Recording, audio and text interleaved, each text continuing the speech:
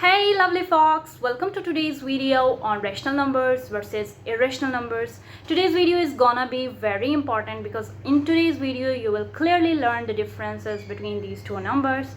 Before starting the video, I wanna ask a question that is it possible to write every number in the form of a fraction? If yes, you have to give me the reason and write it in the comment box. And if the answer is no, you have to give me the reasons for it in the comment box. So let's start the video. Let's go to my screen and I will explain every detail to you. चलिए viewers, अब हम आ गए अपने screen पे, तो हम समझते हैं कि what is the difference between rational numbers and irrational numbers. तो पहला पॉइंट देखें कि रेशनल नंबर्स वो नंबर्स होते हैं जिनको आप p बाई क्यू के फॉर्म में लिख सकते हो, और p और q कौन से नंबर्स होते हैं जो इंटीजर्स से बिलोंग करते हैं और q 0 के इक्वल नहीं होना चाहिए।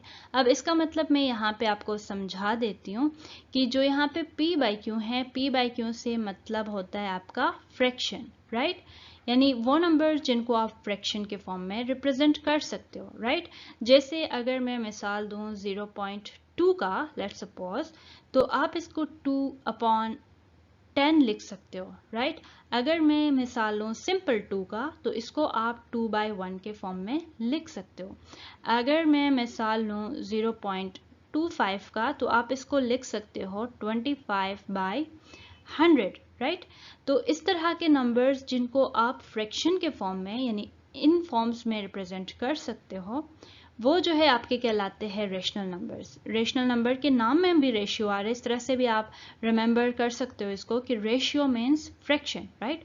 फ्रैक्शन के फॉर्म में आपने लिख लिया, और यहाँ पे जो क्यू है वो 0 के इक्वल नहीं होना चाहिए। यानी आपके जो डिनोमिनेटर है, जैसे अगर मैं मिसाल लूँ 3 और डिनोमिनेटर में अगर 0 आ जाए तो ये गलत होगा। ये जो क्यों है यानी डिनोमिनेटर में 0 नहीं आना चाहिए। क्यों?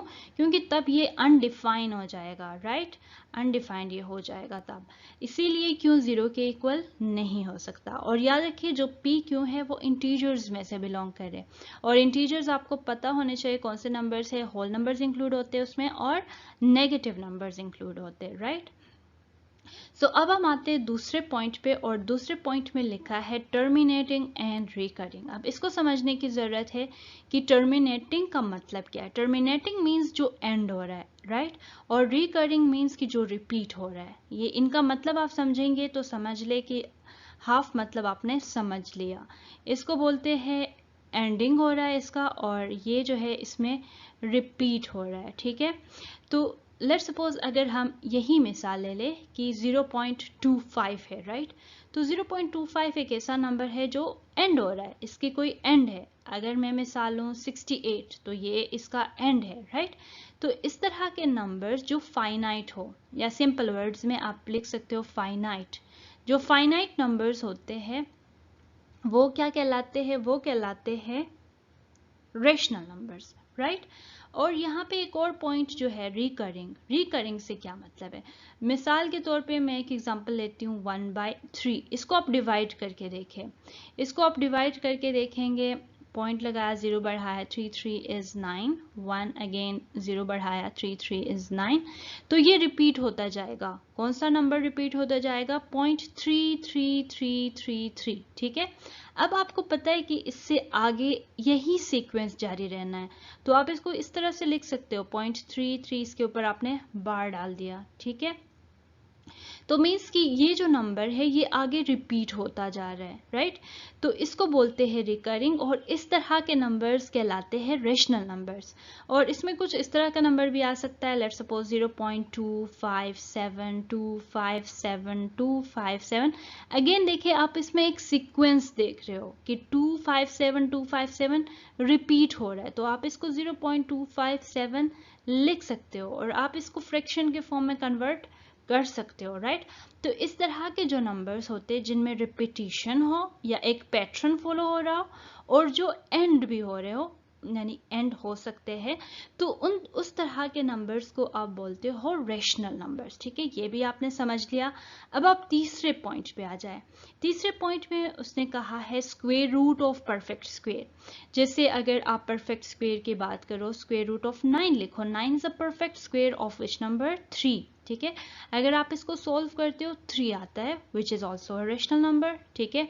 अगर आप परफेक्ट स्क्वेयर लो, अगर 16 की बात कर लो तो 16 is a perfect square of 4, ठीक है।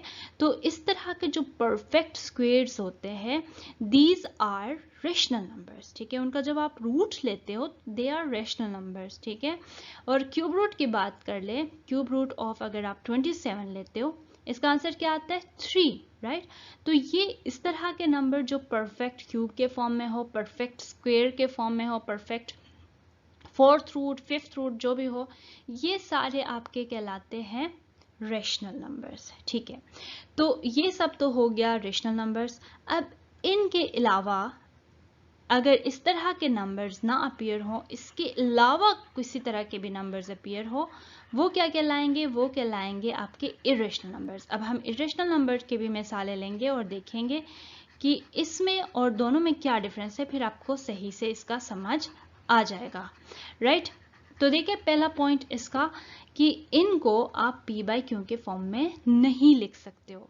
अब हम एग्जाम्पल लेंगे तो आपको समझ आ जाएगा कि अगर आप पाई ले लो, ठीक है। अगर मैथ्स के केस में काफ़ी ऐसे सिंबल्स है, काफ़ी ऐसे वैल्यूज़ है बल्कि जो कि इनका आगे कोई पैटर्न नहीं फॉलो हो रहा है, कुछ डिफरेंट, कुछ बहुत मुख्तलिफ नंबर्स होंगे जो कि आप मतलब सोच नहीं सकते हो कि ये नंबर हो सकते हैं।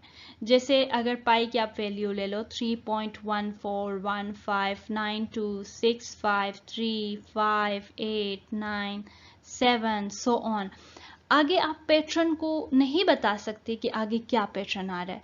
तो इस तरह के जो नंबर्स होते हैं वो इरेशनल नंबर्स कहलाते हैं। इरेशनल नंबर इसलिए कहलाते हैं क्योंकि आप इसको फ्रैक्शन के फॉर्म में नहीं लिख सकते हो। आपको नहीं पता कि कौन सा नंबर आप जो है फाइंड करोगे कि जो इसका फ्रैक्शन होगा। अब आप कहोगे कि पाई की वैल्यू 22/7 है जो कि एक रेशनल नंबर है। Yes it is a rational number but this value is basically the approximation for that, ठीक है। एग्जैक्ट वैल्यू ये पाई की नहीं है, इसको जस्ट एक अप्रोक्सीमेशन के तौर पे लिया है। और हाँ, अगर इसको आप डिवाइड करके देखोगे तो इसमें एक पैटर्न फॉलो होगा। जब कोई आपसे पूछे कि पाई रेशनल नंबर और irrational number, obviously you will say कि pi is an irrational number. अगर आपको स्पेसिफिकली पूछे what about 22/7, so you will say 22/7 is a rational number because 22/7 has a pattern, ठीक है। But again there is a matter of approximation, ठीक है, कि आप 22/7 को एज एन अप्रोक्सीमेशन ले रहे हो, that is not the exact value for pi, ठीक है। ये आपने साथ में जरूर बोलना है। और दूसरी बात, अगर ये टर्मिनेट भी नहीं हो रहा, टर्मिनेट मीन्स खत्म नहीं हो रहा, आगे कोई रिपीटिशन है, लेट्स सपोज ये टर्मिनेट होता तो आप कह सकते थे कि हाँ भाई this is a rational number. But now in this case this is not terminating as well as this is not repeating, ठीक है। There is no digit that is repeating here, तो इसीलिए आप कहते हो कि pi is an irrational number. और एक और चीज यहाँ पे जो मैंने एक इंपॉर्टेंट पॉइंट लिखा है, square root of imperfect square. जैसे आपने पिछले के केस में, रेशनल के केस में परफेक्ट स्क्वायर्स लिए थे, यहाँ पे जो भी आप इम्परफेक्ट स्क्वायर्स लोगे, सॉरी, जैसे आप इम्परफेक्ट स्क्वायर लेते हो 5 का कोई इम्परफेक्ट जो है परफेक्ट स्क्वायर नहीं है। तो इस तरह के जो नंबर्स होते हैं इनका आंसर बहुत डिफरेंट आएगा, उसमें ना रिपीटिशन होगी ना वो टर्मिनेट होगा। तो ये जो है आपके कहलाते हैं इरेशनल नंबर, ठीक है। ये जो है आपके इरेशनल नंबर कहलाते हैं। और अगर कोई आपसे पूछे कि what about root of 3, this again is irrational number because this again is not a repetition, ठीक है।